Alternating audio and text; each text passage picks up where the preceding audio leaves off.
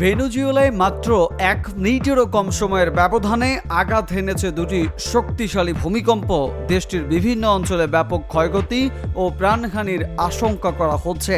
ভবন ধস, জ্বালানি সরবরাহ বন্ধ হয়ে যাওয়া এবং জরুরি অবস্থার ঘোষণার মধ্য দিয়ে দেশ জুড়ে তৈরি হয়েছে আতঙ্কের পরিস্থিতি। স্থানীয় সময় বুধবার সন্ধ্যায় প্রথম ভূমিকম্পটি আঘাত হানে ভেনেজুয়েলার ইয়ারাকুই অঙ্গরাজ্যের সান ফেলিপে এলাকায়।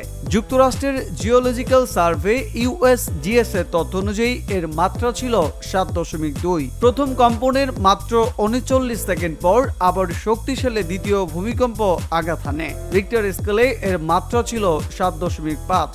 দ্বিতীয় ভূমিকম্পটির কেন্দ্র ছিল ইউমার শহর থেকে প্রায় 23 কিলোমিটার দক্ষিণ পূর্বে।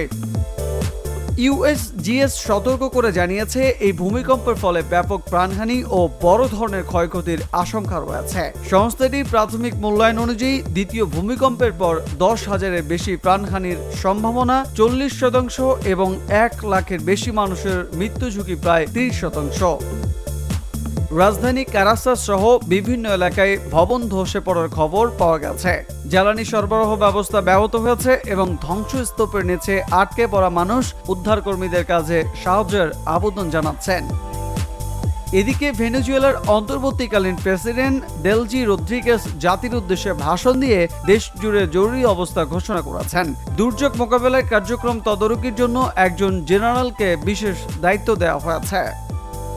সরকারের প্রাথমিক তথ্য এবং বার্তা সংস্থা রয়টার্সের প্রতিবেদন অনুযায়ী এখন পর্যন্ত 32 জন নিহত এবং 971 জন আহত হয়েছেন।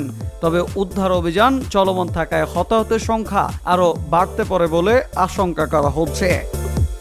International news current desk.